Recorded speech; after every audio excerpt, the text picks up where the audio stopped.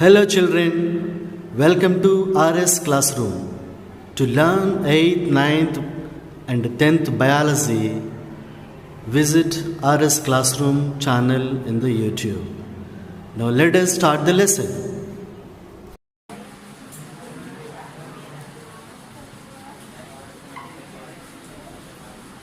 If the birds stop to lay the eggs, what happens to their species? Yeah, do their bird species continue? They disappear from Earth. So what is that process? Reproduction, yes. Reproduction. Reproduction in animals.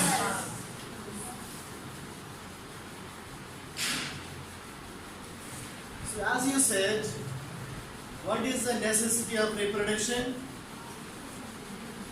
To continue the species. Every organism have to continue its species. Do you know what is species? All the humans on the earth are one species. So a group of animals or organisms which can reproduce among them are called species. Understand? If humans stop to produce young ones, our species will disappear. So to continue the species on the earth, reproduction is required. Reproduction is needed to continue the life. In this topic, we learn about how do animals reproduce young ones. Here, young ones means offspring. What do you call that? Offspring. You are the offspring to your parents. The ducklings are offspring to the duck. The puppies are offspring to the dog. Understood? The cub is offspring to the tiger. Young ones, babies. Okay, how do animals reproduce offspring? For example, how do birds reproduce young one? How do birds reproduce offspring? By laying the eggs. Right? Egg.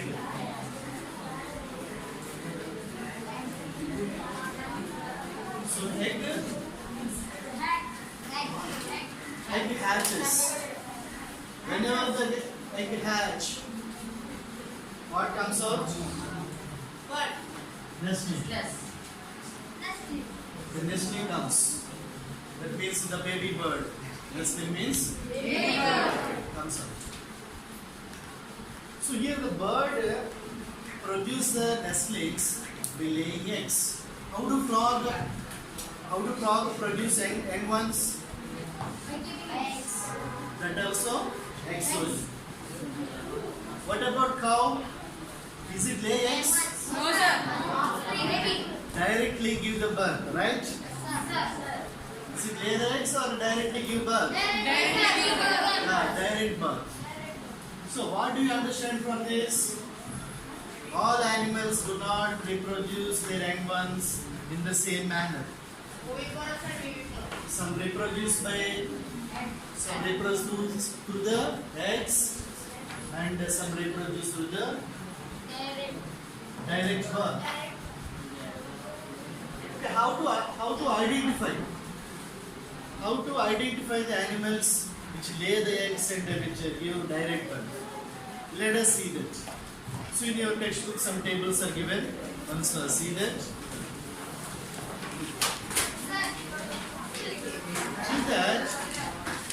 In that list, we have to identify which animals have the external ears. See, what are these? Ears. Are they inside or outside? Outside. So if they are outside, we call them as external ears. What we call them? External ears. See this animal, is it internal ears or external ears? External ears. Can you name some animals which have the external ears? So if you name some more animals which are given in your textbook, which have the external ears, the cow, buffalo, and which are not having the external ears in that list. So, the pigeon, cow, pigeon, crow, and they don't have the external ears. And one more point. So is it lay the eggs or direct birth? Direct birth. So from this, what you can understand means the animals which give direct birth have the external ears. So frog lay the eggs as you said, right? So is it have the external ears? No. So if you see the frog, it don't have the external ears. That means the animals which lay the eggs don't have the external ears. So one more point is given. Epidermal hair. That means the hair on the skin. So for example, this is the hair on the epidermis. The skin is called epidermis. So some animals list is given in your question. So which animals have the epidermal hair on the skin?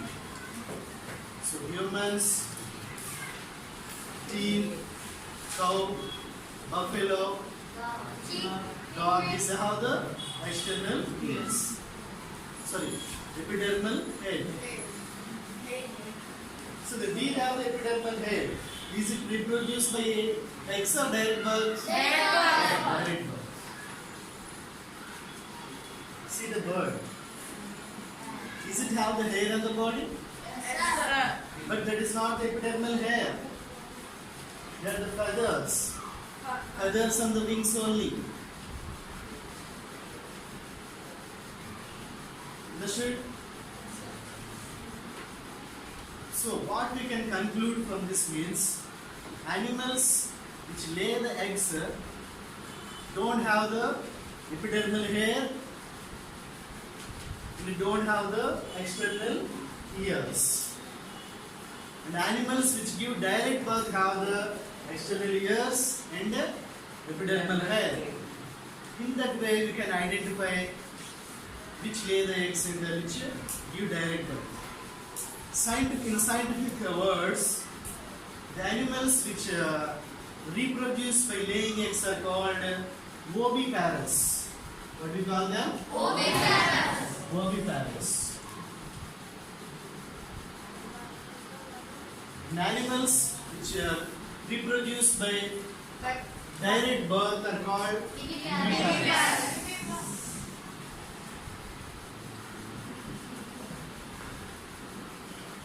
To produce the young ones by directly and to develop the eggs, reproduction should occur in organisms. For reproduction, parent involvement is there. Parent involvement. Understood? In some type of reproduction, two parents are involved. In some type, only one parent involved. Whenever the two parents involved, there is a fusion of gametes. There is a fusion of gametes. For example, in humans, from male, sperm cell is the gamete. From female, egg is the gamete. This egg and sperm fuses together and produce young ones. Understand? If the production of young ones takes place by fusion of gametes, that type of reproduction is called sexual reproduction. sexual reproduction. But in some cases there is no fusion of gametes. For example, if you take potato plant, how do potato baby plant comes? Is it come from seed? If you cut the potato into pieces and then if the piece have the bud, from that bud the baby plant will come if you keep that in soil. Here there is no gametes. There are no involvement of two parents. From one parent body only, young one develops.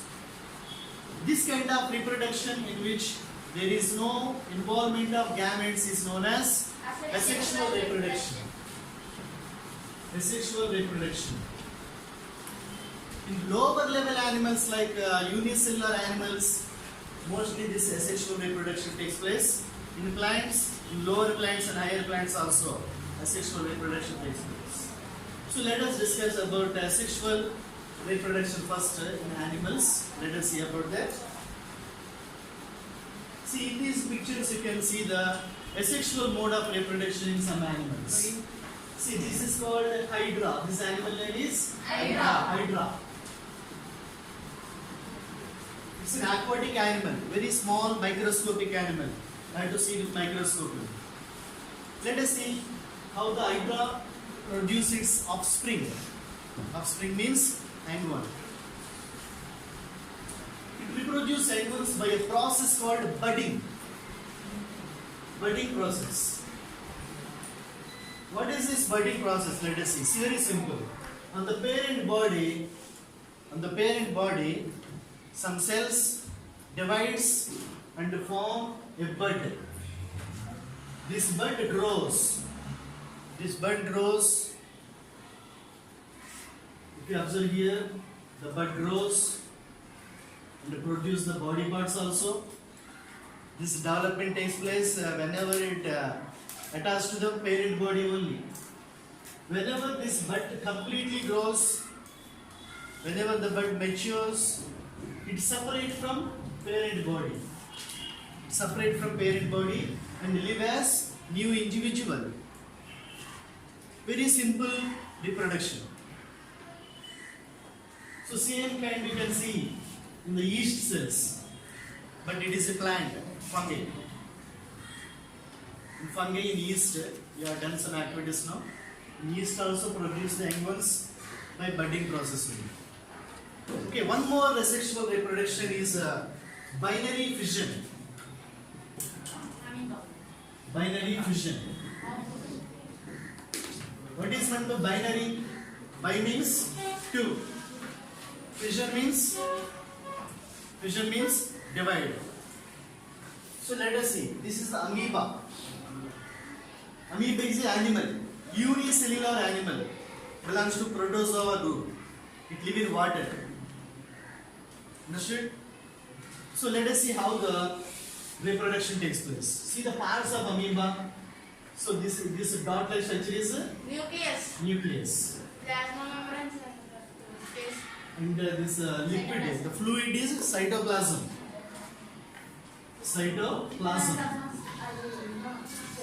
And what is this layer? Cell wall. No, animal cells don't have the cell wall. Plasma membrane.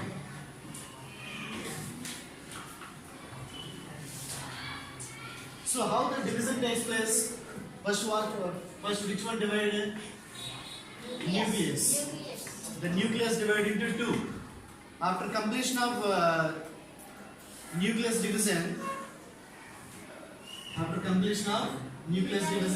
cytoplasm divides.